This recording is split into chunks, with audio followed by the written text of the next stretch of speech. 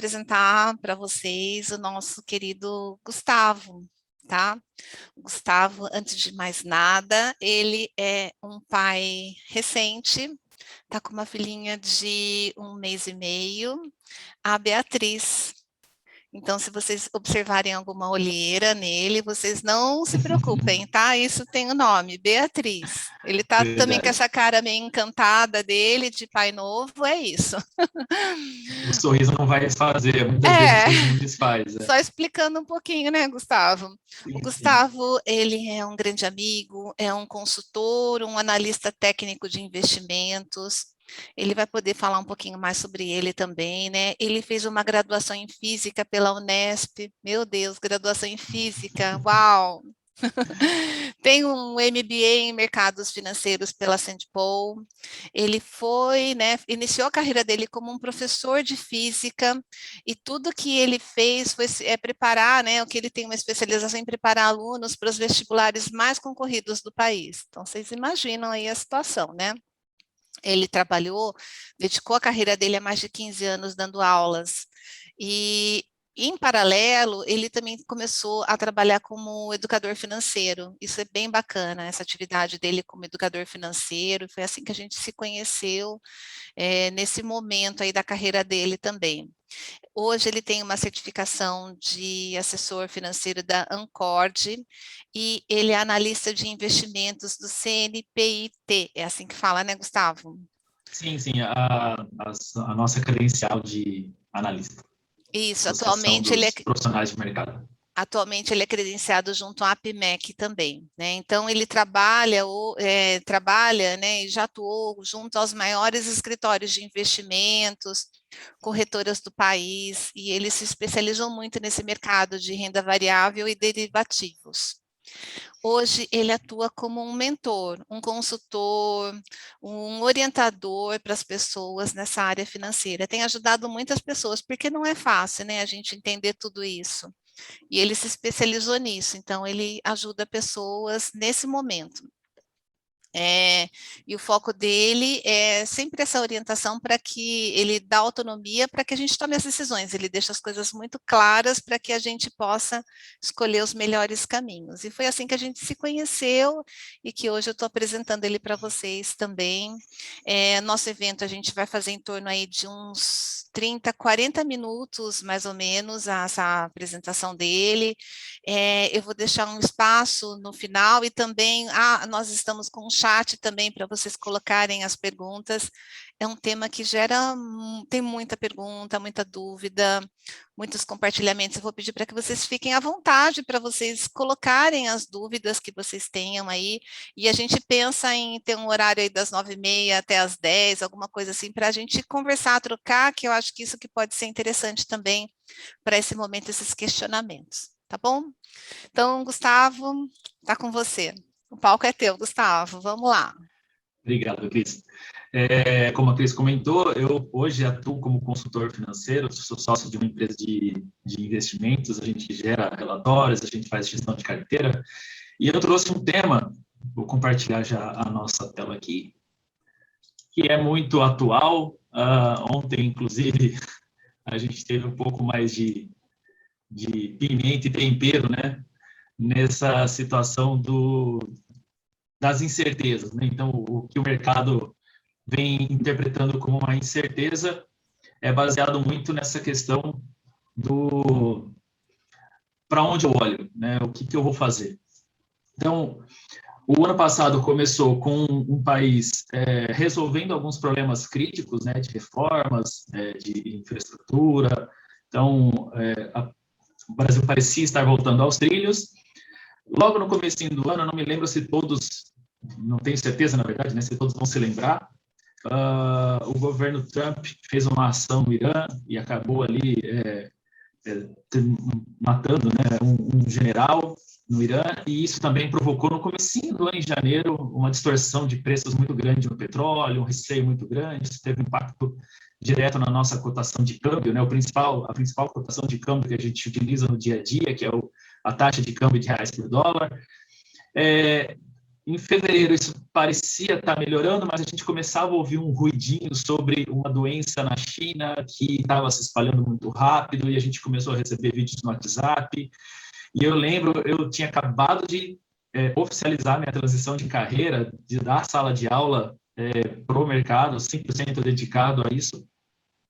E eu me lembro de estar na frente da tela aqui no dia que o então presidente dos Estados Unidos, Donald Trump, decretou o fechamento do espaço aéreo americano e no mesmo dia, ou muito próximo do dia que Pequim fechou o principal aeroporto internacional. E eu lembro da distorção que isso gera no mercado, porque ninguém sabe o que vai acontecer no próximo minuto, ninguém muito menos no próximo dia.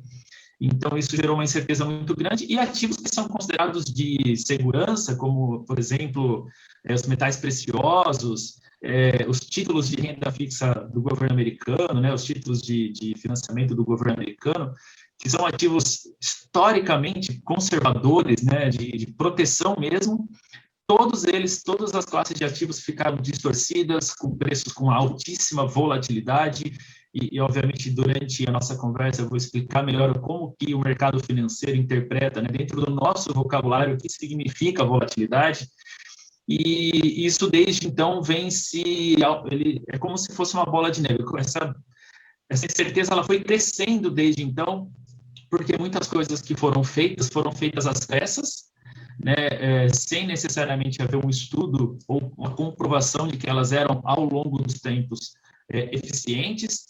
E aqui eu me refiro às intervenções que os bancos centrais mundo afora vêm fazendo para conseguir dar conta, né, dos estímulos necessários para que a economia não parasse. Então, desde então, a gente ouve muito sobre incerteza, e, ao mesmo tempo, com as pessoas em casa, com todo mundo dividindo, né, a sua casa com o seu trabalho, pelo menos a maioria das pessoas teve que passar por isso, muita gente começou a se preocupar mais com o próprio patrimônio, com os próprios investimentos, justamente por essa situação de caos que a gente viveu por alguns meses. No segundo semestre, quando os estudos sobre a vacina começaram a ficar mais claros, as datas de possíveis início, né, de vacinação também começaram a ser sopradas, isso deu algum tipo de horizonte, então o mercado deu uma estabilizada.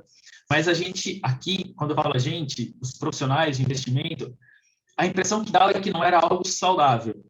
Era algo que estava acontecendo, os estímulos estavam acontecendo e a economia estava retornando. Mas o tempo todo havia uma sensação de que aquilo, da forma como estava acontecendo, na velocidade que estava acontecendo, não era tão saudável. Então, desde janeiro, né, a gente teve um movimento expressivo de correção aqui no Brasil, que depois, em seguida, acabou revertendo, né, e a Bolsa atingiu aí o seu topo histórico, a marca histórica dos 130 mil pontos, 135 mil pontos, e desde então a gente vem amargando aí meses, semanas consecutivas, né, de correção, ou melhor dizendo, de queda no valor da Bolsa. Quando eu falo da Bolsa propriamente dita, eu penso assim, muitas pessoas pensam que a Bolsa de Valores é um ambiente totalmente desconectado do mundo real. E aí é sempre importante reforçar isso. Na Bolsa de Valores, a gente negocia, a gente troca risco, mas ali a gente está negociando empresas, o valor de mercado de empresas. E a gente investe em empresas pensando no potencial que elas têm de fluxo de caixa, de aumentar ganhos, né, de aumentar receita e de gerar riqueza.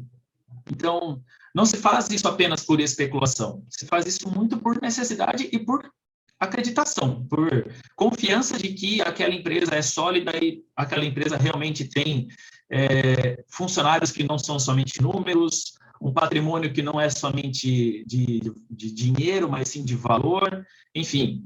Então, quando eu me referi, né, durante a palestra aí, à Bolsa de Valores, enfim, não é uma visão especulativa, é uma visão bem de investimento mesmo. E, obviamente, que eu não vou me referir somente à Bolsa de Valores, a minha ideia aqui é dar uma visão geral, fazer um overview sobre todas as classes de ativos, inclusive aquelas mais novas, né, como são as criptomoedas, como são os criptoativos, que muita gente fala que não é investimento, não tem um valor tangível, né, o que é um Bitcoin, o que é um Ethereum, mas não deixam de ser algo que a gente pode comprar e vender, que a gente pode negociar. Então, dando início à minha conversa, eu já queria mostrar um número que é um pouco assustador. Então, hoje, a nossa inflação ela está em 10,25. Para as pessoas que eram adultas na década de 90, no começo da década de 90, devem ter sofrido na pele. Eu estava crescendo, eu era um menininho lá em Barra Bonita, no interior de São Paulo, e sentia aos poucos, assim, tinha uma pequena noção, eu estava sendo alfabetizado, tinha uma pequena noção do que era inflação. Hoje, a definição que eu tenho de inflação é a perda de valor do dinheiro ao longo do tempo. Também posso definir inflação como sendo um aumento generalizado dos preços. Independentemente de qual a definição que a gente utiliza, a inflação dói. A inflação ela machuca porque a gente sente que aquilo que a gente podia comprar no período passado, num tempo passado, hoje a gente gasta mais dinheiro com isso. Então, o que a gente percebe é que a inflação ela não nasce a 10 a 25%. Não é em outubro de 2021 que esse mês a inflação está em 10 a 25%. A inflação vem acumulando-se, né? Desde outubro do ano passado, onde ela estava dentro da meta de inflação. Existe um órgão, né, dentro do governo federal chamado CMN, é o regulador máximo do nosso sistema financeiro, e ele define qual é a meta de inflação. E aí é responsabilidade do Banco Central correr atrás de respeitar essa meta, né? A gente vai falar sobre o Banco Central. E nesse valor que a gente tinha inflação em outubro do ano passado, ela estava dentro da meta, né? A meta ela é estimulada como sendo um valor fixo, se não me engano era 3,75, e existe uma margem de manobra, né? Se a inflação fica um pouquinho acima, um pouquinho abaixo, isso é esperado. Esse um pouquinho acima, um pouquinho abaixo não pode ser superior a 1,5%. Então, de 3,75, 1,5 para cima, 1,5 para baixo é o que é aderente à proposta de inflação saudável de um país, ou pelo menos do nosso país. Mas o que a gente viu é que a inflação deu uma guinada. A inflação realmente foi muito acentuada desde o último outubro até esse.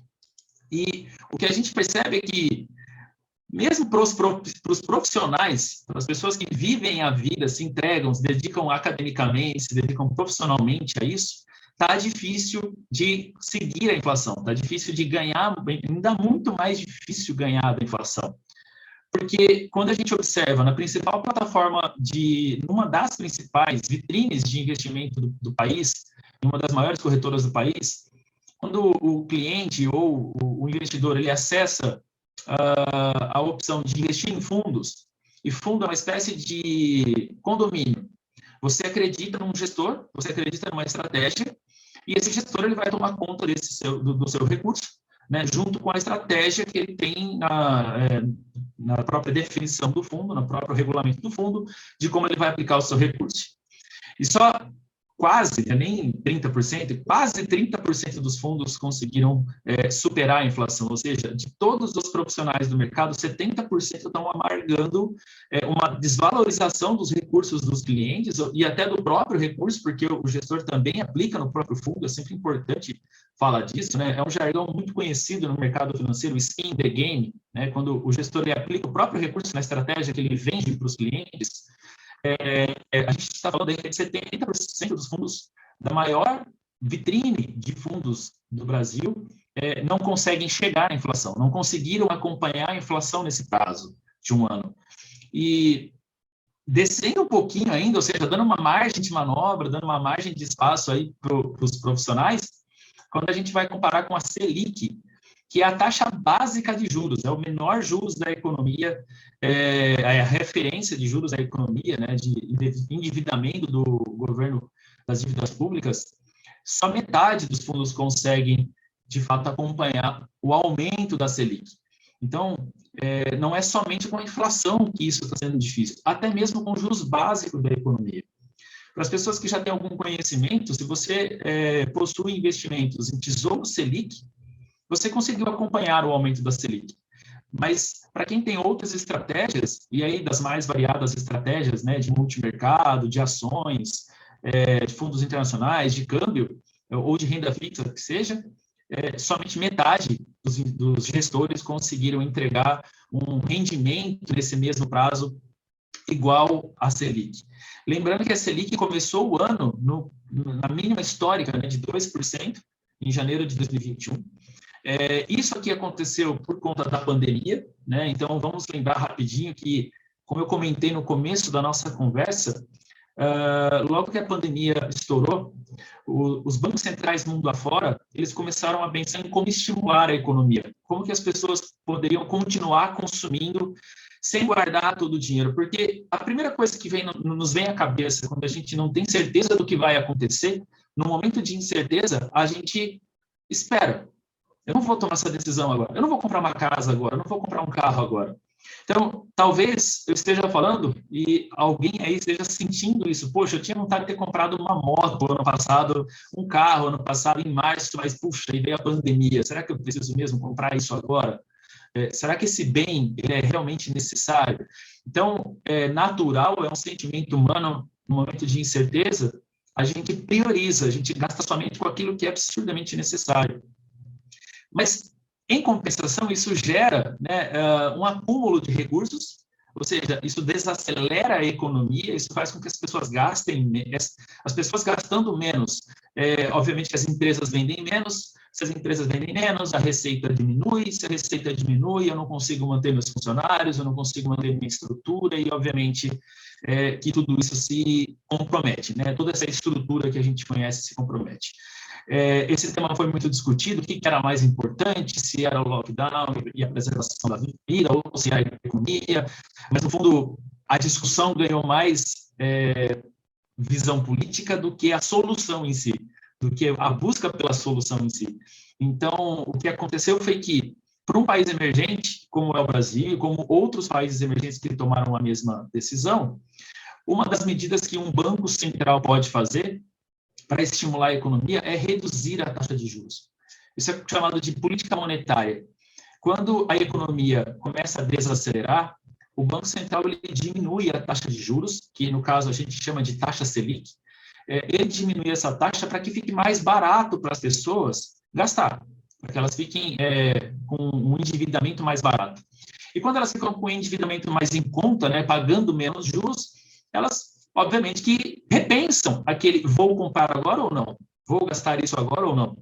Então, se está mais barato financiar, se está mais barato se endividar agora, talvez seja interessante eu tomar esse empréstimo, eu fazer essa aquisição agora, porque compensa, porque está mais em conta. Então, essa é uma função do Banco Central, né? Ele é o executor das políticas monetárias e ele é o responsável por isso.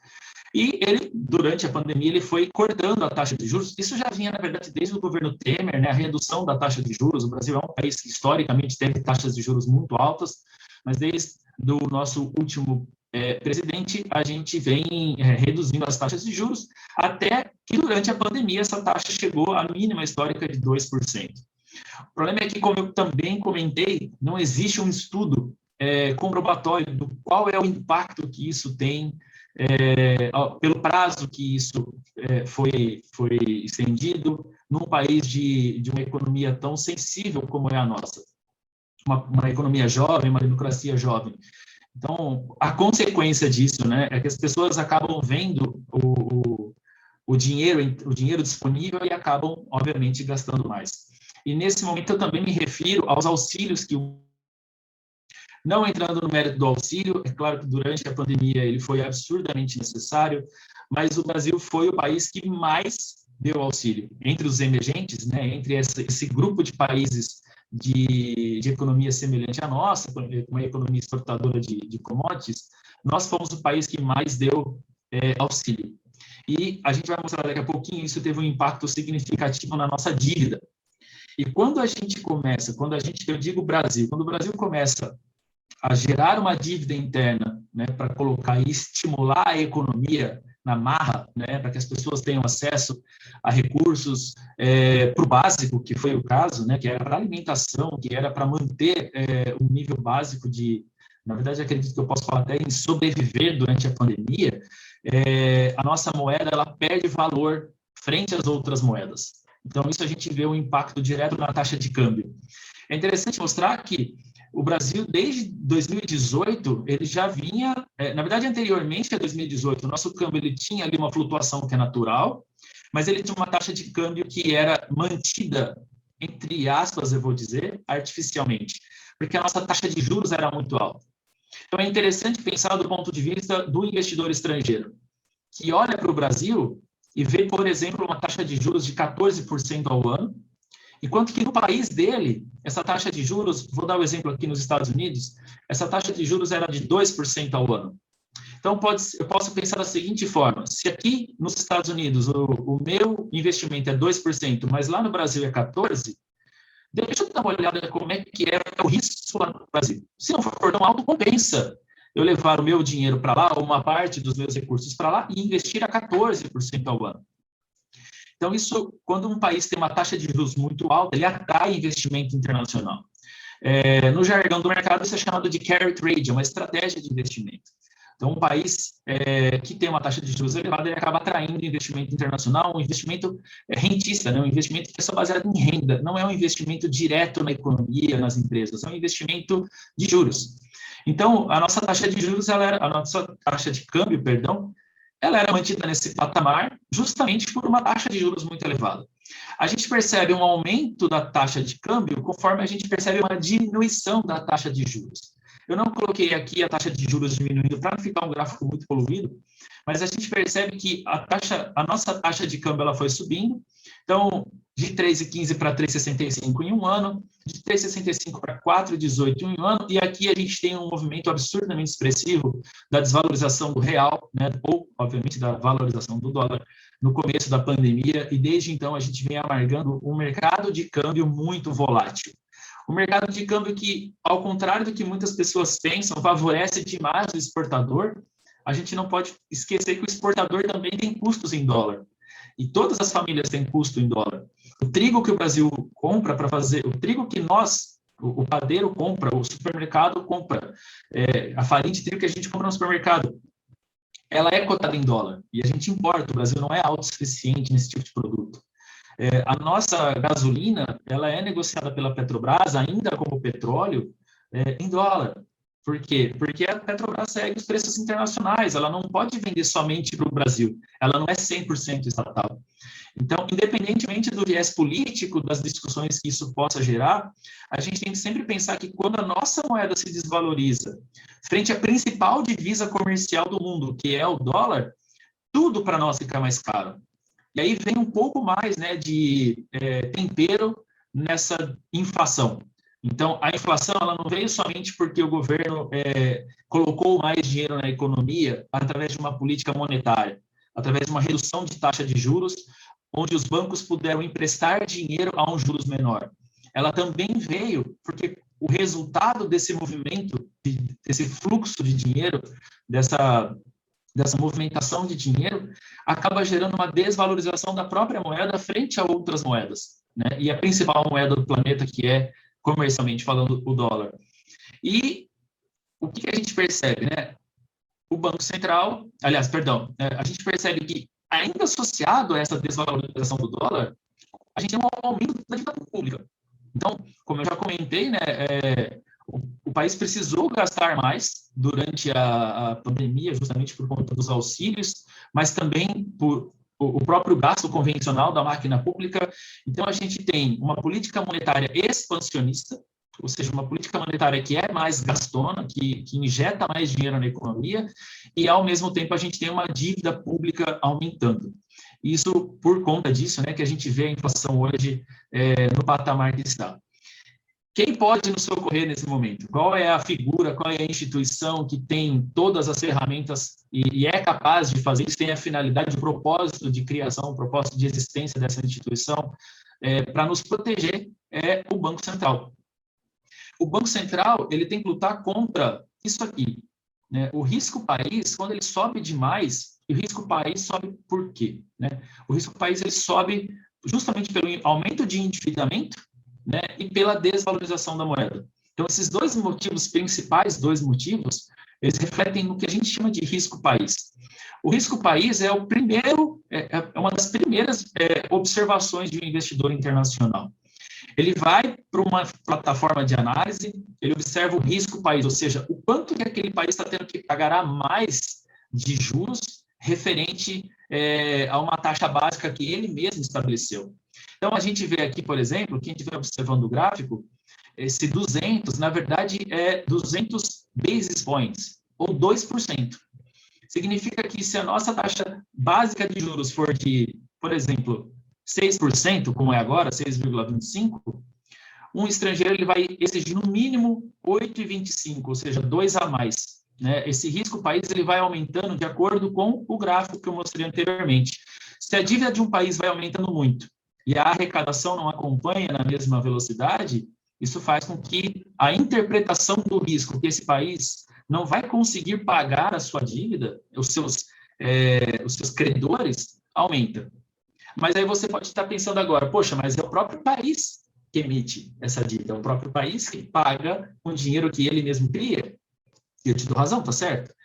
Mas pensa no seguinte, se eu sei que um país emite a dívida para pagar a própria dívida, é como se eu estivesse indo ao banco tomar dinheiro emprestado para pagar outro empréstimo.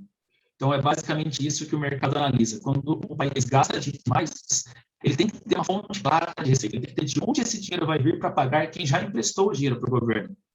E é interessante a gente já dar um primeiro toque, né, de como que a gente empresta dinheiro para o governo. Qualquer pessoa que tiver tesouro direto é um credor para o governo federal, para o Tesouro Nacional. É um investidor que acaba emprestando por ser superavitário, por gastar menos do que recebe, né, do que as suas arrecadações, e acaba conseguindo investir, e uma das aplicações mais seguras do país, se não a mais segura, é justamente o Tesouro Direto.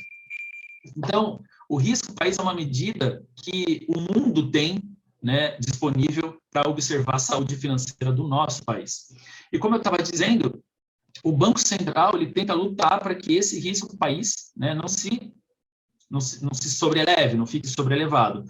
Então, ele tem como ferramentas básicas a política monetária. Ele é o guardião da nossa moeda, ele é, por existência, né, a nossa autarquia máxima que controla todas as políticas capazes de fazer com que o real se preserve ao longo do tempo, com que o valor da nossa moeda se preserve ao longo do tempo.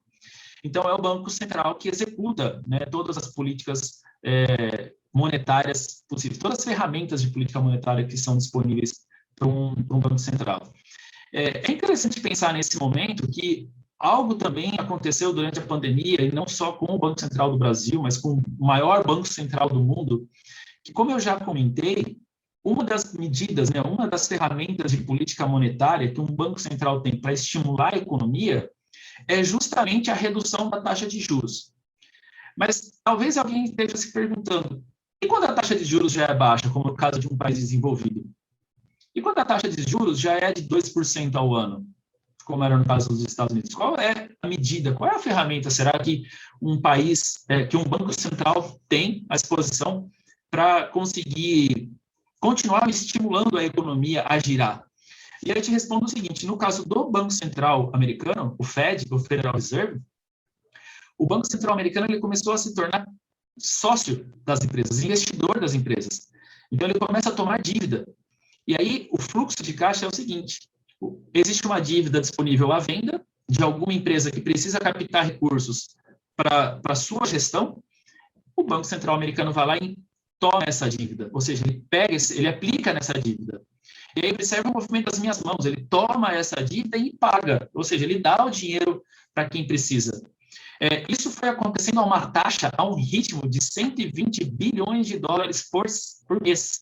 Né? A gente está falando de um fluxo de dinheiro injetado na economia americana que é visível na expansão, né? Na extensão do movimento de alta das principais bolsas americanas. Aqui a gente está falando de, em um ano e pouquinho, a gente está falando de mais de 100% de alta. Ou seja, todo esse recurso extra que o Banco Central americano fez, esse movimento extra de estímulo econômico, convergiu muito para a Bolsa de Valores americana, para as principais 500 empresas do mundo, né, o S&P 500. No caso do Banco Central do Brasil, essa política ainda não foi tão difundida, mas, enfim, a principal movimentação que o Banco Central do Brasil fez foi justamente a redução abaixo de um valor considerado seguro, que seria igualar com a inflação, né, a taxa de juros de referência da economia. Então, no momento que a nossa inflação era de 3,5%, 4% ao ano, a nossa taxa de juros era 2%. Então, a gente tem que ter a seguinte ideia na cabeça. Em um ano, se você tinha R$ 100 em um ano aplicado a essa taxa básica de juros, que é a Selic, você teria, ao final desse um ano, R$ 102. Porém, em um ano, os seus R$ 100 se desvalorizaram R$ 4. Então, você teria menos, mesmo aplicando esse dinheiro. Ou seja, a nossa taxa básica de juros era menor do que a inflação. Seu dinheiro continuaria perdendo valor ao longo do tempo. De lá para cá, o que a gente percebe? A gente percebe um desespero. A gente percebe que a inflação veio de uma vez, né, somando todos esses cenários, porque assim como um grande acidente, uma grande catástrofe, uma tragédia, quando é, por exemplo, uma queda de um avião, que raríssimas vezes acontece por um único problema, uma única atitude, um único evento, e sim uma cadeia de eventos, né, um elo, uma corrente que vai ocorrendo. A mesma coisa acontece com o Brasil nesse momento. A inflação a 10, 25% ao ano, ela não é resultado de uma única ocorrência, de um único fato. Uma sequência de situações ocorreram, um aglomerado de ocorrências provocaram uma inflação de 10, 25% ao ano. E isso gera para nós uma volatilidade muito grande. Porque uma vez que eu tenho uma inflação tão alta, a gente obrigatoriamente fica sem saber exatamente onde aplicar o nosso dinheiro. Porque eu preciso pensar melhor onde eu vou pôr o meu dinheiro. Se eu vou aplicar, por exemplo, numa empresa, será que essa empresa tem um potencial de crescimento, de ganho de receita maior do que a inflação nesse mesmo período? Será que aquele CDB, né, essas letrinhas que a gente ouve no banco, aquela LCA, aquela LCI, será que esses investimentos eles vão pagar mais do que a inflação nesse período? E aí, quando a gente fala de volatilidade, a gente pode sim associar com incerteza. A volatilidade é uma medida de incerteza. Né? Quando a gente fala em volatilidade do ponto de vista quantitativo, ou seja, em números, né, em valores, a gente está falando, sim, de uma medida de incerteza. Eu não sei exatamente o que vai acontecer agora, portanto, se a volatilidade é alta, se o meu nível de incerteza é alto, se os preços podem oscilar muito, significa que as pessoas realmente não têm lógica para onde olhar, não tem um sentido único para onde olhar, e a divergência de opiniões é muito grande. Aproveitando e também comentando quão oportuno foi essa conversa, ontem, ao final do pregão da Bolsa, né, às 6 horas da tarde, a cúpula da equipe econômica do Ministério da Economia, encabeçado pelo secretário Bruno Funchal, que é um cargo direto abaixo do ministro da Economia, Paulo Guedes, pediram demissão justamente porque houve uma sinalização do governo de romper o teto de gastos. E durante a noite, o Congresso aprovou a PEC dos precatórios, que é um aumento, né, do gasto acima do teto. E qual é o problema, né? Como o governo não é superavitário do ponto de vista de fluxo de pagamentos, ele precisa se endividar. Eu já comentei isso quando a gente fala justamente do Tesouro Direto, é a forma como o governo arrecada recursos. Ele vende um título que dá direito a um pagamento de juros. Né? O Tesouro Direto é isso. Existem vários tipos de títulos, né? Tesouro Selic, Tesouro IPCA, Tesouro Pré-fixado. Todos eles são uma forma que a gente tem de emprestar dinheiro para o governo, e é sentido também falar que o governo tem de arrecadar recursos para conseguir financiar a dívida. E aí eu te faço a seguinte pergunta nesse momento. Se você sabe que que uma pessoa precisa de dinheiro emprestado, mas ela já deve muito dinheiro, você empresta com juros baixos ou com juros altos? É isso que o mercado faz hoje, exatamente nesse momento. São 9h15, o pregão da Bolsa de Derivativos já abriu há 15 minutos, e muito provavelmente, eu não estou com a tela aberta aqui para ficar focado, mas muito provavelmente hoje a gente vai ter um dia de altíssima volatilidade. Não estou falando de ações, estou falando do mercado de juros. Por quê? É o mercado financeiro mostrando para o governo que sim, ok, pode romper o teto, mas a gente vai cobrar mais caro por isso. Não é a gente, é porque toda vez que o governo vai precisar pagar mais juros, as empresas também vão precisar pagar mais juros. Eu estava comentando isso com o Flávio antes da gente começar a conversa, e imagina que a minha empresa tem um orçamento onde a minha dívida, eu vou pagar juros de, sei lá, em cima de uma dívida de R$1 bilhão. 1% que é os juros básicos da economia aumente, a gente está falando de 1% em cima de 1.000 milhões. É muito dinheiro. Eu tenho que parar tudo o que eu estou fazendo e repensar todo o pagamento dessa dívida, a forma como eu vou fazer para para refinanciar o pagamento dessa dívida e os fluxos de caixa que eu vou precisar fazer para honrar essa dívida. Então, isso não é um evento que ocorre só com o governo, isso se desencadeia, isso se ramifica para toda a economia de bolsa e a economia real, né, para os dois lados. Então, essa volatilidade à frente, né, ela vem primeiro por um conjunto de cenário, um conjunto de eventos, perdão, né, que forma para nós no Brasil um cenário permanente. E aqui sim eu estou falando desses tópicos que eu estou linkando na tela. Vou comentar rapidinho sobre eles, né? Por exemplo, algo que foi mais para o meio do semestre passado, né? No primeiro trimestre do ano, a falta de harmonia entre os três poderes, né? A gente vê o judiciário, o executivo e o legislativo o tempo todo se degladiando, né? O tempo todo se confrontando, e isso não passa uma boa impressão para as pessoas que querem investir no país.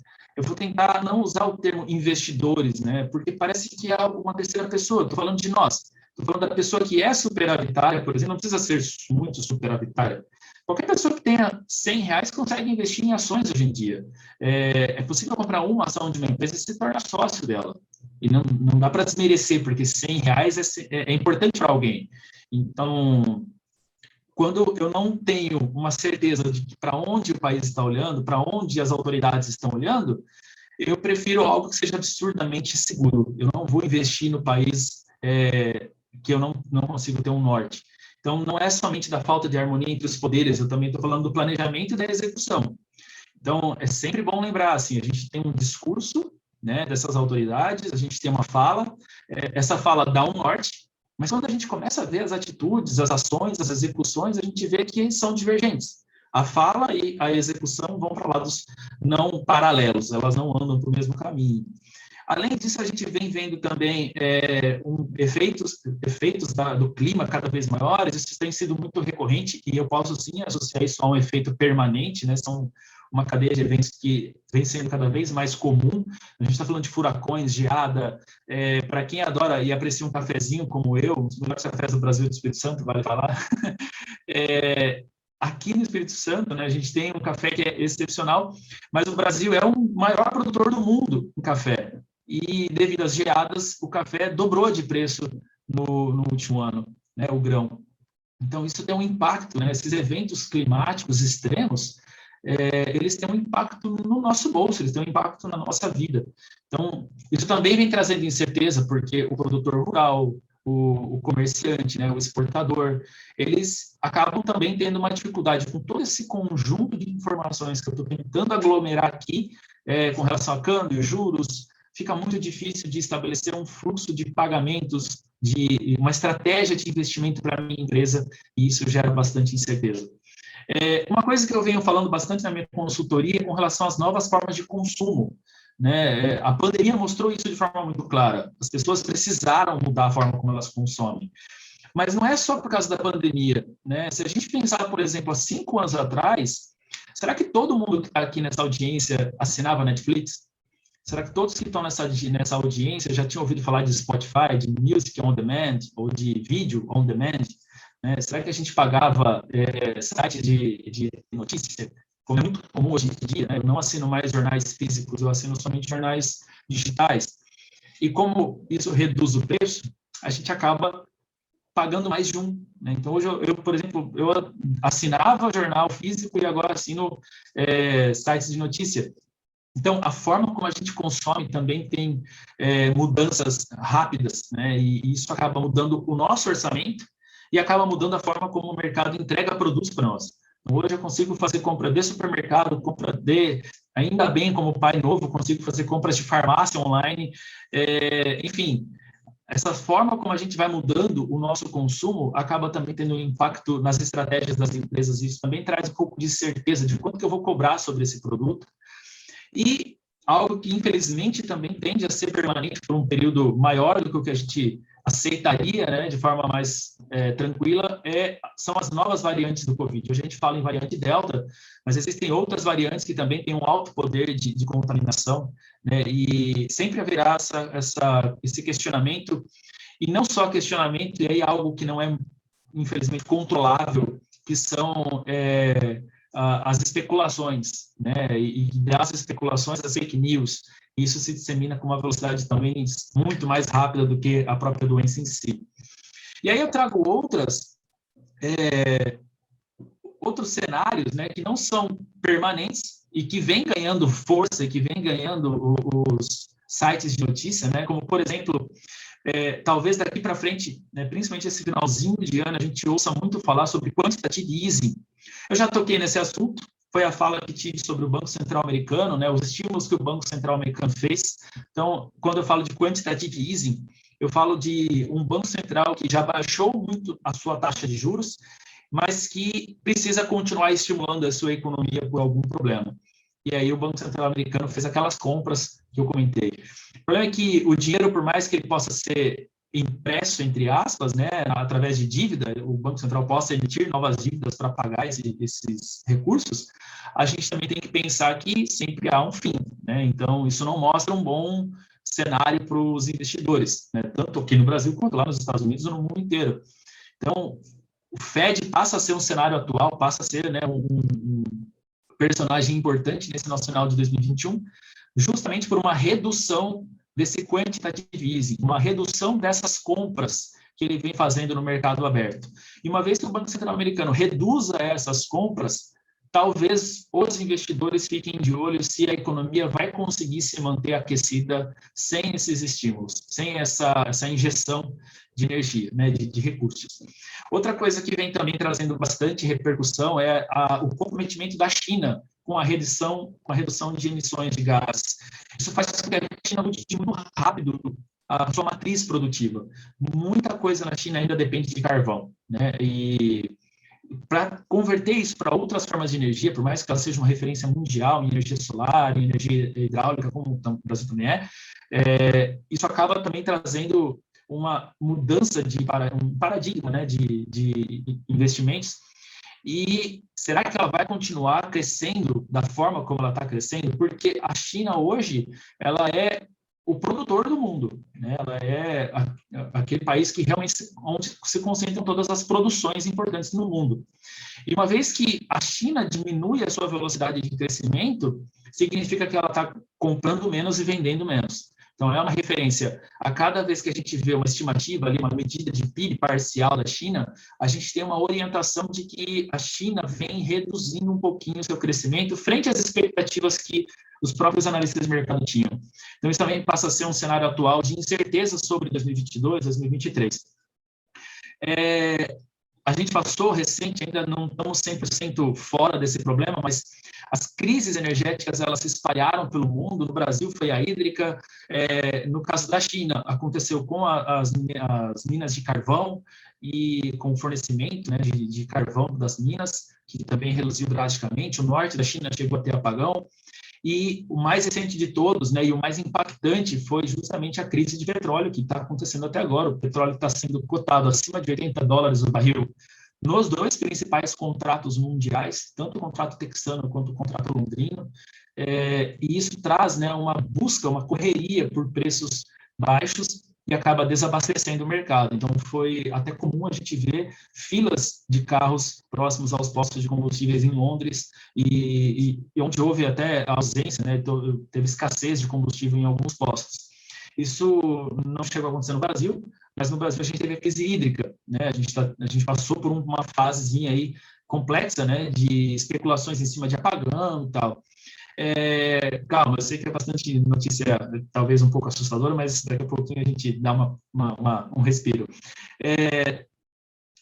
Também existe essa questão do preço do petróleo, né, que é sempre importante porque durante a pandemia, a OPEP, que é a instituição internacional que controla a produção, são os principais países do mundo produtores de petróleo. Este é a OPEP, é o OPEP Plus, né, o OPEP+, onde a Rússia faz parte. E esses países eles têm um bom controle da produção. Durante a crise da pandemia, houve uma redução drástica da produção de petróleo, da extração de petróleo, porque justamente havia uma diminuição gigante da mobilidade humana, né?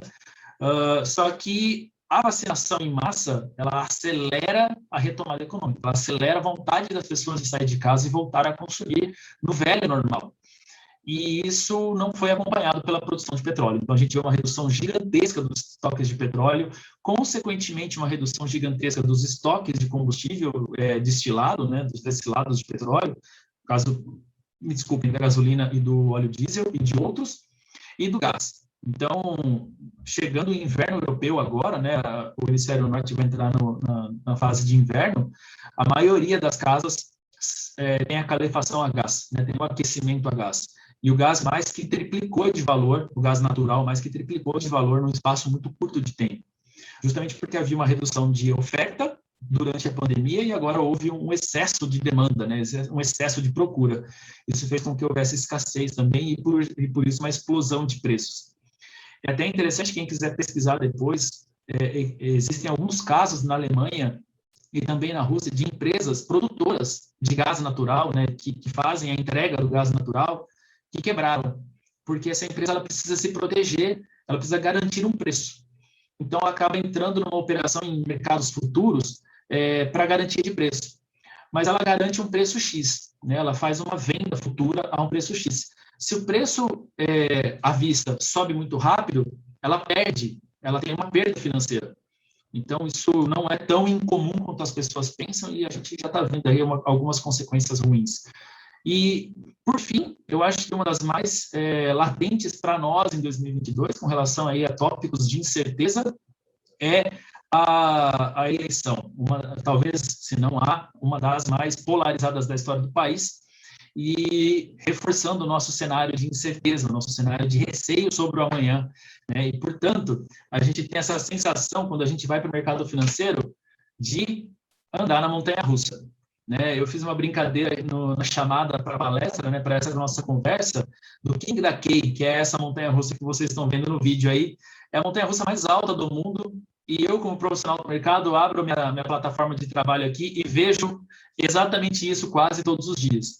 Ora o dólar está 5,10, ora o dólar está 5,60. Esses 50 centavos de diferença para uma indústria que compra e vende em dólar é muito significativo. Ora eu quero investir numa empresa, o preço dela está X. Aí a hora que eu vou olhar, o preço está X por 2. Aí eu penso, poxa, será que eu estou errado demais aqui? Não vale a pena? Enfim, essa volatilidade, esse nível de incerteza, ele faz a gente pensar muito se o investimento que nós queremos fazer vale a pena. Então, uma das estratégias que eu trago para a pessoa física, né, para quem é investidor pessoa física e quer cuidar do patrimônio e tentar se proteger ao máximo de volatilidade, é uma estratégia chamada de carteira barbell. A carteira barbell ela é pensada como uma anilha de academia, né, um peso de academia, onde você pondera os pesos que você vai colocar em cada lado. Aqui, infelizmente, a figura está simétrica, mas numa carteira barbell a gente não busca simetria, a gente busca assimetria. Eu vou concentrar os meus investimentos onde não tem volatilidade, eu vou falar quais são. E o restante, não é porque eu vou concentrar, eu vou por tudo. Eu vou concentrar investimentos onde a volatilidade, onde a incerteza é menor e onde eu tenho mais segurança.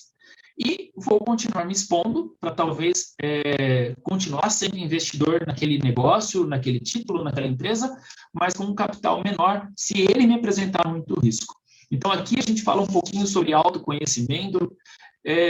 Como profissional, eu vejo, às vezes, algumas chamadas, principalmente de corretoras mais novas, de bancos digitais, enfim, falando sobre uma nova forma de investir, um novo conceito em investimentos, e entre eles sempre há a expressão investimentos totalmente voltados para o seu perfil de investidor. E aqui, como profissional, eu preciso falar, e como educador financeiro, eu preciso falar isso, que assim, isso não é nada mais do que obrigação. Né? Isso, inclusive, é uma norma técnica da CVM, da Comissão de Valores Imobiliários, que nós, profissionais, precisamos seguir à risca. Eu não posso ofertar, por exemplo, para um investidor que eu sei que tem um perfil conservador, eu não posso falar para ele pôr todo o patrimônio dele em criptomoedas. Isso é um absurdo, isso é uma falta de respeito com o patrimônio da pessoa. Então, a gente precisa seguir essas regras à risca. Por quê? Porque a gente está falando de recursos, a gente está falando de patrimônio, né? Então, o autoconhecimento ele é importante porque, como a Cris comentou, eu gosto muito que as pessoas sejam protagonistas, que elas tenham capacidade de definir o que é melhor para elas. Dessa forma, se você se conhece e sabe o quanto você tolera risco, e aí o que é tolerar risco? Eu tenho X investido, eu tenho 50 mil reais investidos. O meu patrimônio está em risco, ou seja, ele ele está em ativos que tem uma mudança de preço significativa. R$ 45.000, eu acordei, fui olhar meu patrimônio, estava em R$ 45.000, o que eu faço? Eu me entro em desespero? R$ 40.000, durante a pandemia, quem tinha R$ 50.000 em ações chegou a ficar com 26, 27 mil, ou seja, quase metade do patrimônio. Muita gente entra em desespero e vende, sendo que é momento de compra. Então, aqui eu preciso comentar também, sem querer me estender muito, mas existem os profissionais que fazem a negociação diária, que o jargão é o trade, né? A gente faz a negociação diária. E existe um investidor, aquela pessoa que pensa no longo prazo. Essas duas pessoas, elas têm estratégias totalmente distintas. Quem investe para o longo prazo faz aportes recorrentes, investe com frequência. Não importa muito o preço do ativo. Claro que se puder ter informação de que o ativo está com algum desconto por algum motivo e vale mais a pena naquele momento, e tiver o recurso, maravilhoso. Esse é o cenário perfeito. Mas esse investidor de longo prazo, ele não precisa se preocupar com o preço. Quem precisa se preocupar com o preço é o profissional. É o que faz o trade, é o que faz a negociação todos os dias. Esse sim, ele tem instrumento, ele tem tempo, ele tem conhecimento, ele tem técnica que ele aplica para tentar encontrar o melhor momento de investir. Só que esse profissional, ele não faz com recursos somente próprios, ele faz com recursos de terceiros. E para isso, ele vai usar estratégias como se fosse um tabuleiro de xadrez, né, como se o mercado fosse um grande tabuleiro de xadrez, para justamente tentar deslocar o preço para onde para ele é mais conveniente, né? E então é muito importante ter esse autoconhecimento e uma noção de quanto você, que está ouvindo a gente, né, é tolerante a risco, é tolerante a essas oscilações. E para ter esse autoconhecimento, também é muito importante conhecer as classes de ativos, que eu vou passar por elas agora. Basicamente, no mercado de pessoas físicas, né, de investidores de varejo, que somos nós, temos acesso a dois tipos de classes de ativos, né, maiores, grupos maiores de ativos, que é renda fixa e renda variável. No caso da renda fixa, eu elenquei aqui na tela os três principais grupos. Tesouro direto é dívida do governo, né, é dívida soberana, ou seja, quando você investe no Tesouro Direto, você está emprestando dinheiro para o governo. CDBs, LCAs e LCIs são dívidas emitidas por instituições financeiras, né? E debêntures, equivalentes a CDBs, LCAs e CDI, são instituições, né, privadas, mas não financeiras. São instituições não financeiras, né? Pode ser uma empresa, por exemplo, a Petrobras, a Vale, enfim. Elas emitem essa dívida para conseguir recursos e efetuar a sua rotina, né, de negócios. Dentro desse nosso medidor aqui, eu coloquei um prazo, ou uma sugestão de prazo, e daqui para frente, assim, todos os comentários que eu farei são sempre pensando no investidor mais conservador, né? Então, assim, para o investidor mais conservador, o que é o menor risco possível? Títulos do Tesouro Direto de baixa duração, de curta duração, né?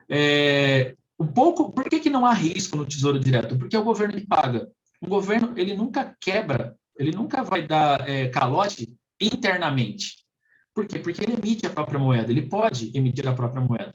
Por mais que exista inflação e tudo, ele pode emitir a própria moeda. Quando a gente vai para uma instituição privada, como é o caso dos bancos e das indústrias, né, de outras empresas, essas empresas elas podem ficar insolventes, elas podem sim, de fato, quebrar. Então, quando a gente pensa em menor risco possível, a gente pensa em tesouro direto de baixa duração. Um tesouro direto, ou seja, uma dívida do governo de duração mais longa, e aqui 3 anos, eu estou sendo muito curto, estou falando aqui de 5, 10, 15 anos, ele passa a ter um risco não de inadimplência, mas um risco de taxa. Vou dar um exemplo. Quem investiu no título Tesouro Direto IPCA, que paga a inflação mais uma taxinha. No começo do ano, pegou o IPCA mais 2%, mais 3%, porque a inflação naquele momento era baixa. E agora, o mesmo título está pagando a inflação de 10%, mais 5%. Então, se a gente pega um prazo muito longo, né, a gente acaba tendo que fazer mais aportes. Porque se a gente coloca todo o recurso de uma vez, a gente corre um risco de pegar uma taxa ruim e o nosso dinheiro ficar lá. Quando eu falo dinheiro ficar lá, é sempre importante lembrar, a renda fixa, ela é fixa se você respeitar o prazo de investimento. Se eu investir por 10 anos, meu dinheiro tem que ficar lá por 10 anos. Se eu precisar desse recurso antes, eu estou, entre aspas, quebrando um contrato, estou pegando de volta um dinheiro que eu prometi que era sobrando para mim, que estava sobrando, que eu não precisava. E, então, a consequência disso é que há um deságio, né? A instituição que for recomprar de mim, né, ela vai pagar menos, provavelmente, do que eu tenho a receber.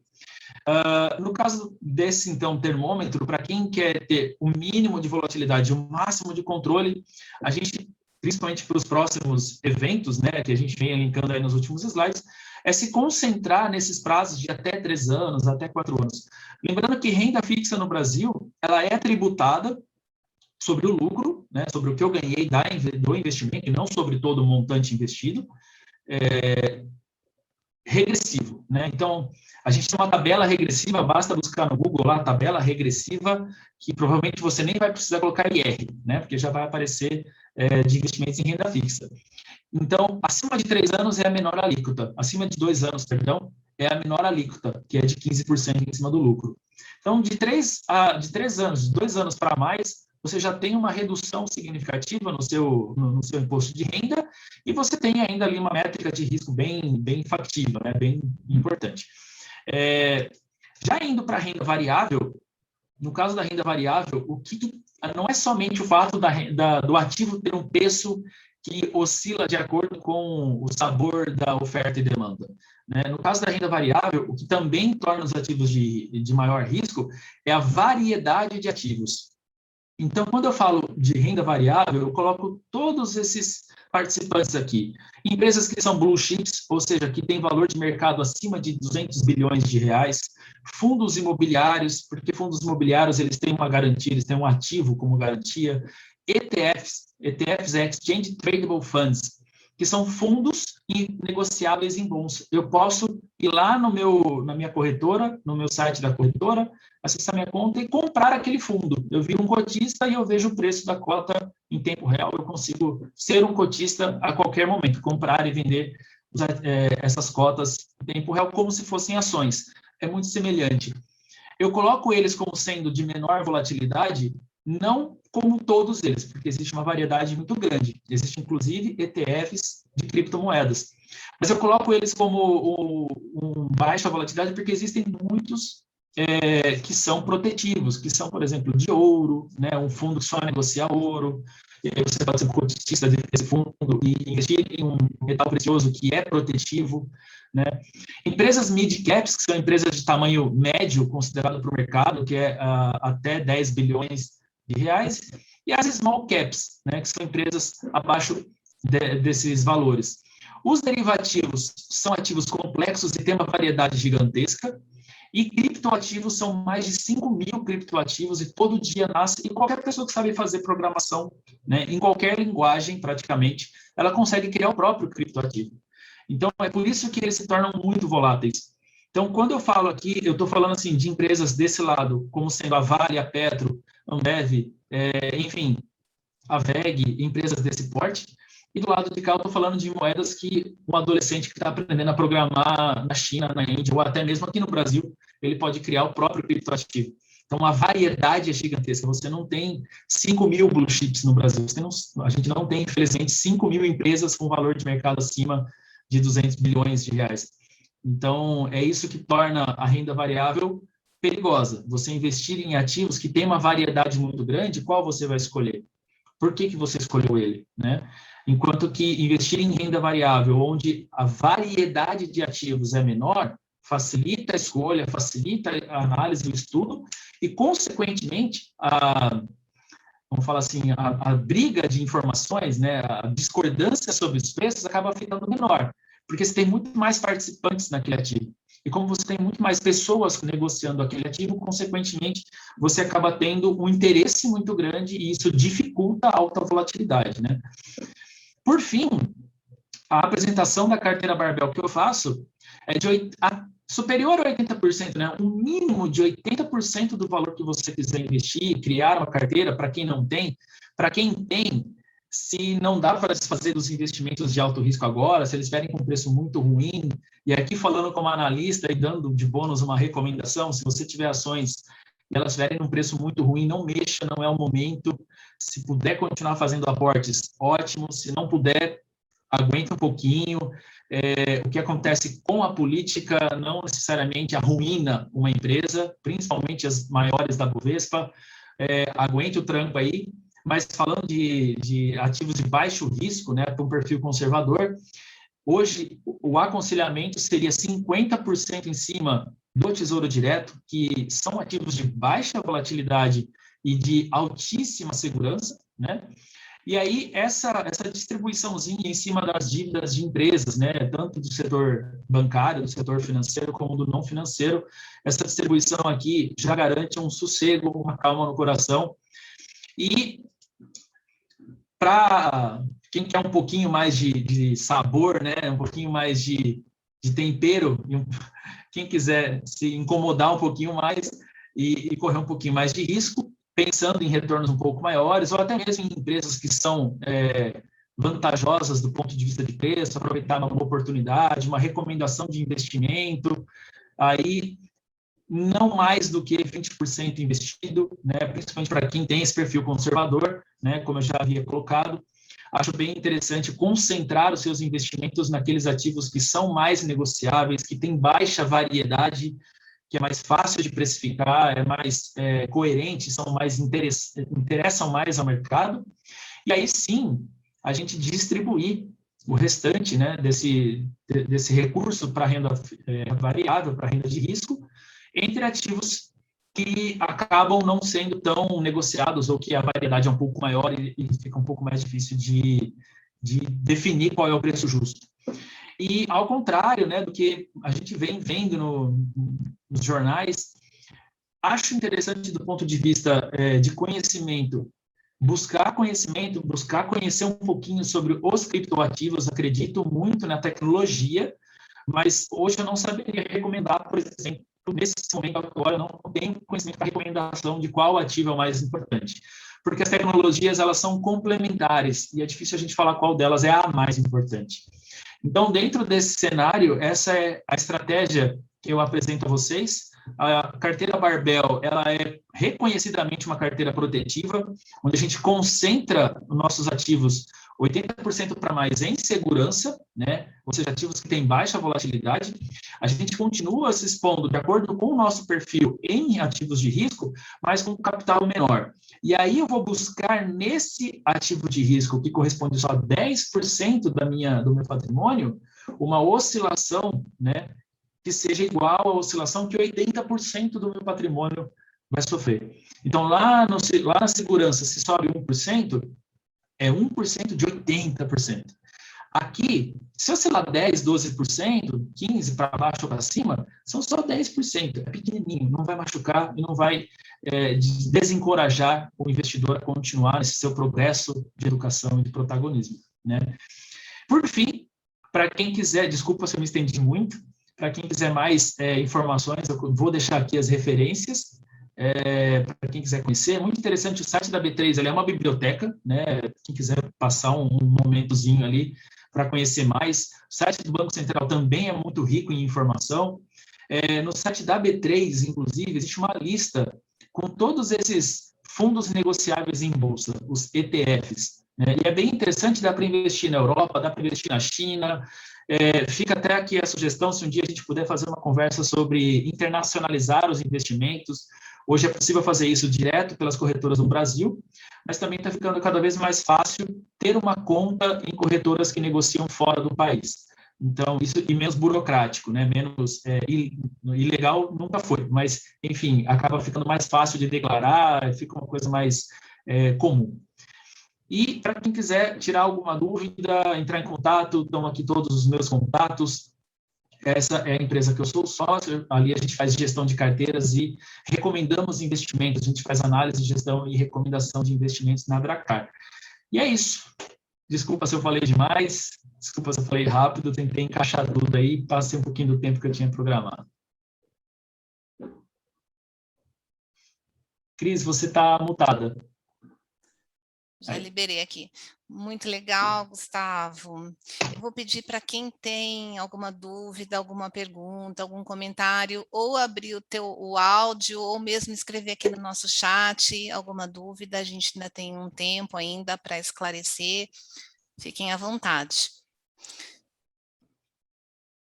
Enquanto isso, eu quero só comentar, Gustavo, que eu sou da área de humanas, né? Você sabe, sou psicóloga. Queria te agradecer por conseguir fazer uma apresentação tão inclusiva. Me senti até que eu Ah, consegui que bom. entender, porque é muito difícil para mim entender tudo isso. E você foi muito claro, muito didático, teve paciência de explicar. Às vezes a gente pega pessoas que vão falando, falando, falando, a gente não entende, né? E foi bem bacana, acho que deu para entender esse cenário econômico, financeiro, político, como tudo que a gente está vivendo, as sugestões, né, de carteira. Então, pessoal, alguma dúvida, alguma pergunta, algum comentário? Tentei ao máximo tirar os jargões do mercado. Às vezes eu estou lendo, tem muitos colegas que trabalham, a gente fica falando em tempo real, e é um dialeto particular, né? Porque a frase começa em português, vai para inglês, às vezes tem alguma coisa num alemão no meio, e aí termina em português de novo. Então, tem É. muitos termos, né? É sempre muito importante incluir mesmo, para que as pessoas possam ser mais orientadas e, consequentemente, ter mais segurança na hora de tomar a decisão. Gustavo, você é um asset, é assim que fala? Asset? Não, por enquanto a gente não é uma asset. A asset é uma gestora. A asset ela aplica o recurso de terceiros. Quando a gente fala em gestão de carteiras, a solução que a gente tem na Dracar é que ali você consegue concentrar as suas carteiras numa única plataforma. A gente, com o Open Investment, né, que o Banco Central está adotando, a gente vai conseguir concentrar o roteamento de ordens, ou seja, a execução de ordens a partir da nossa plataforma. Ainda não é possível fazer isso. O que a gente faz lá, que assim como uma asset também faz, é a recomendação de investimento. Então, eu como analista, e é restrito à atividade de analista, né, a recomendação, eu posso assinar investimentos, né, assinar relatórios de recomendação. Então, esse é um produto que a gente tem na Dracar. A gente ainda não é gestores, não somos, perdão, gestores, mas está no nosso roadmap, sim, a gente pretende ser. Que legal, tem um comentário aqui, deve ser algum conhecido seu, Xandrete, dando os parabéns pela apresentação, que os filhos dele, a Rafaela, peraí que saiu aqui da minha tela, entrou um outro, A Rafa e o Ale. a Rafa e o Alexandre mandaram um abraço para você. O João Pedro Boer diz que você foi um professor Ex-alunos. dele no Colégio Celtas durante o terceiro ano de ensino médio, era um professor excelente, você ajudou ele a entrar na faculdade. Entrei de Legal. cabeça no mundo do mercado há 2 anos e fico feliz de saber que estamos juntos nessa montanha-russa. Nossa, por falar aquela montanha-russa me deu frio na barriga. É, É ele aluno meu em também está dizendo, Votuporanga, grande saudade. João Pedro também está dizendo que você é um querido professor, que você acredita que o Banco Central está seguindo a estratégia correta de aumentar a taxa de juros para conter a inflação impulsionada pelo hiato de produto e não pela demanda gerada dos consumidores finais? RCN está correta em ir pelo caminho contrário de Powell e Christine Lagarde? O RCN é o Roberto Lagarde. Campos, Cristina Lagarde. O RCN é Roberto Campos Neto, né, o atual presidente do Banco Central, um excelente profissional, ele estudou na Caltech, né, na Califórnia, tecnicamente falando, ele é incontestável. É difícil falar se é certo ou se é errado, isso o tempo vai nos ensinar. Mas é importante destacar que o Brasil, diferentemente dos banqueiros centrais, um do Fed, que é o Jerry Powell, e a Christine Lagarde, que é do Banco Central Europeu, aí a gente está falando de dois bancos centrais já consolidados, dois bancos centrais extremamente importantes do planeta. Aqui no Brasil, somos emergentes, como eu já falei, é uma economia jovem, uma democracia jovem, um país que tem pessoas que não têm CPF, pessoas que não têm acesso a banco, então, pouquíssimas empresas no mercado financeiro, pouquíssimas mesmo. Se a gente for pensar nos Estados Unidos, existem mais de 3 mil empresas nas bolsas, a gente tem pouco mais de 300. E sendo que só um quarto dessas 300, né, um quarto desse valor, compõe o maior índice da bolsa. Ou seja, é realmente fácil de negociar e de investir nessas empresas. Então, respondendo ele, eu acho que o Banco Central ele não está indo no caminho, não somente está indo no caminho certo, eu acho que o Banco Central está indo no caminho que ele tem que ir, que é o caminho que o mercado pressiona. Quando a inflação sobe, o único recurso prático para a política monetária é aumentar a taxa de juros. Para um país igual ao nosso, é a ferramenta básica. O resultado disso, infelizmente, pode acontecer, é estagflação. Quando um país não tem PIB crescente, né, o PIB se estagna, fica estagnado, mas a inflação persiste. A inflação continua aumentando. Esse é o pior de todos os cenários. Para quem é brasileiro, o que eu gostaria de complementar, assim, para concluir toda essa fala, por mais que seja uma fala, eu falo assim, deixa um tom de aflição, é muito importante lembrar o seguinte: do meu ponto de vista, o Brasil é um país inquebrável. A gente já teve muitos exemplos de que somos um país inquebrável, de que somos uma economia que é muito flexível. Enquanto a gente vê o Banco Central americano, o Banco Central europeu, o Banco Central japonês como sendo barras rígidas, ou seja, estruturas extremamente rígidas e protetivas, eu considero o Brasil como sendo um bambu. A gente torce muito, assim, a gente enverga muito, mas está lá. E o vento empurra, o vento balança, mas a gente está lá. Então, respondendo, infelizmente não é o Campos Neto que vai tomar a decisão, e sim é o mercado que empurra, e o Banco Central tem que ir atrás. Ele respondeu. Bom, vamos lá. A Juliana Gavini, ela também está perguntando como lidar com outros tipos de investimentos, como terrenos, imóveis, considerando essa alta nos juros e a baixa liquidez. Como equilibrar a carteira individual nesse momento, garantindo a reserva de emergência? Potencialmente agora, com o aumento da taxa de juros, a pessoa que tem recurso para investir, ela vai repensar, né, ou ela pelo menos deveria, se ela tiver conhecimento, se ela buscar isso, ela deveria repensar se o investimento dela vai pelo menos bater a inflação. Ontem, e provavelmente isso deve estar acontecendo agora, porque o Tesouro Nacional ele faz todos os dias negociação de tesouro direto. E ontem a gente teve recordes históricos de taxa de juros dos tesouros diretos. Pelo prazo, né? A gente já teve taxas maiores, mas os prazos eram maiores. Então, para prazo de 5 anos, a gente já está chegando em 1% ao mês, que é os 12% ao ano, que muita gente sonha, muita gente quer isso, né? E quando eu falo 12% ao ano, a gente está falando de você aplicar o seu recurso por 5 anos e você não ter risco de insolvência da instituição, porque é o Banco Central, desculpa, é o Tesouro Nacional que vai te pagar. Então, a gente está falando de 1% ao mês garantido. Nominal, né? Não real, mas sim nominal. Enfim, quando a pessoa vai investir numa casa, o que eu imagino que durante o momento que a gente teve, esse período que a gente teve de estímulo com taxa de juros mais baixas, muitas pessoas foram lá construir, a gente viu N reportagens sobre a inflação do material de construção, sobre a inflação de terrenos, a inflação do mercado imobiliário como um todo. Quando a gente observa hoje o cenário para 2, 3 anos, ao contrário, talvez, do que muita gente imagine, eu acho que vai dar uma freada, vai dar uma desacelerada nesse mercado, é natural que isso aconteça. Depois de um estímulo grande, depois de uma movimentação muito forte, sempre é saudável, né, que isso acabe se arrefecendo.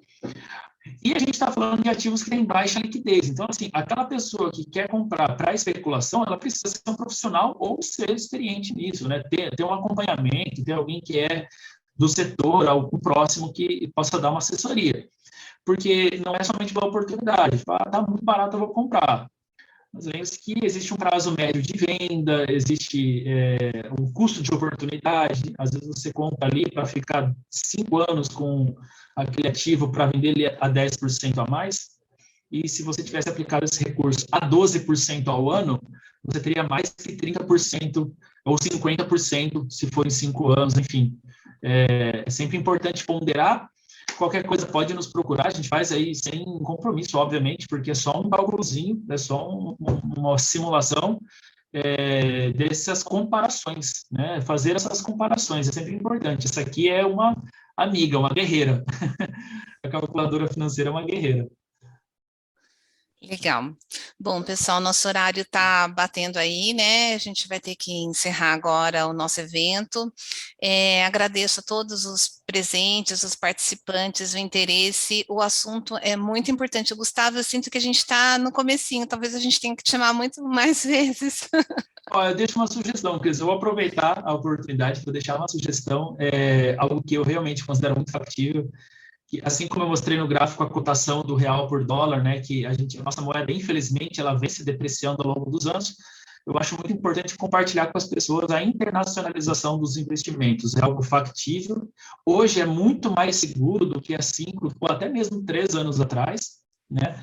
e não é tão complexo. É claro que, assim como abrir conta numa corretora, como abrir conta num banco, existe uma burocraciazinha, mas é muito mais tranquilo e, enfim, o nosso capital mundialmente protegido, não somente domesticamente falando, né, e sim internacionalmente falando. Seria algo como a Bolsa de Valores americanas, por exemplo? A gente pode investir em Bolsa Americana hoje direto da B3, né? Existem as BDRs, que são recibos de ações nos Estados Unidos, da Bolsa de lá, mas a gente consegue negociar aqui. Então, se a pessoa quer investir, por exemplo, na AstraZeneca, que eu acho que não é americana, mas enfim, a pessoa quer investir numa empresa americana, num banco americano, né, no Wells Fargo, no Bank of America, ela consegue comprar BDRs dessas empresas na Bolsa Brasileira.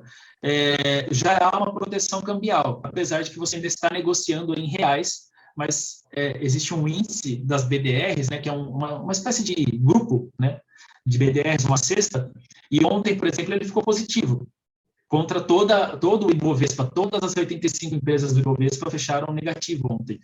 Então, já é um primeiro passo, já é uma internacionalização. Mas hoje existem algumas empresas no Brasil que fazem a remessa de forma 100% legalizada, obviamente, não estaria aqui comentando sobre isso, mas elas fazem a remessa de câmbio.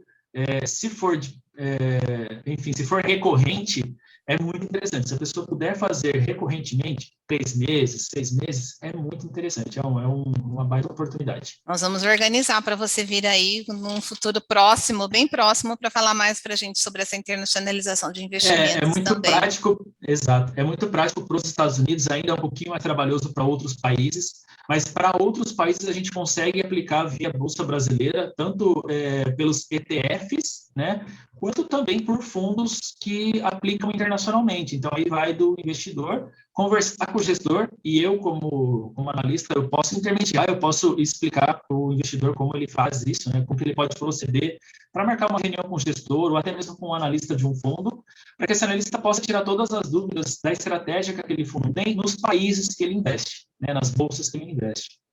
Legal, João Pedro Boer também dizendo que a gente sempre divulga das nossas mídias sociais, fica atenta às comunicações, ele disse que deu para aprender muita coisa, e é isso mesmo, esse é nosso objetivo, né, enquanto IBEF, enquanto comunidade, não só para a gente, mas para toda a comunidade também que cerca a gente aí. E, Gustavo, a gente está finalizando nossa apresentação, te agradeço demais por toda a sua dedicação, sua apresentação para nós aqui, para todo o nosso grupo, em nome do IBEF, do nosso presidente, né, de todo mundo aqui, e também o suporte da Bárbara e do Flávio, que nos ajudam muito por trás dos bastidores para fazer com que isso aconteça. Agradeço muito os dois também. A Gi, infelizmente, que coordena junto comigo o grupo, não pôde estar presente por motivos profissionais. Deixo aqui um abraço para todo mundo. E eu, mais uma vez, agradeço os nossos patrocinadores, aqueles que nos dão apoio para que tudo isso aconteça, né, que é a Deloitte, a PwC, a Navegar, a Unimed Campinas, a Lemos Advogados e a Finoc Ustra.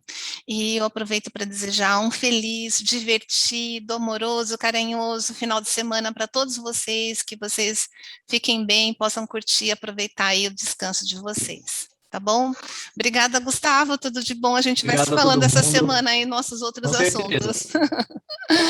Até Até mais, gente. Pessoal, bom final de semana. Bom final de semana.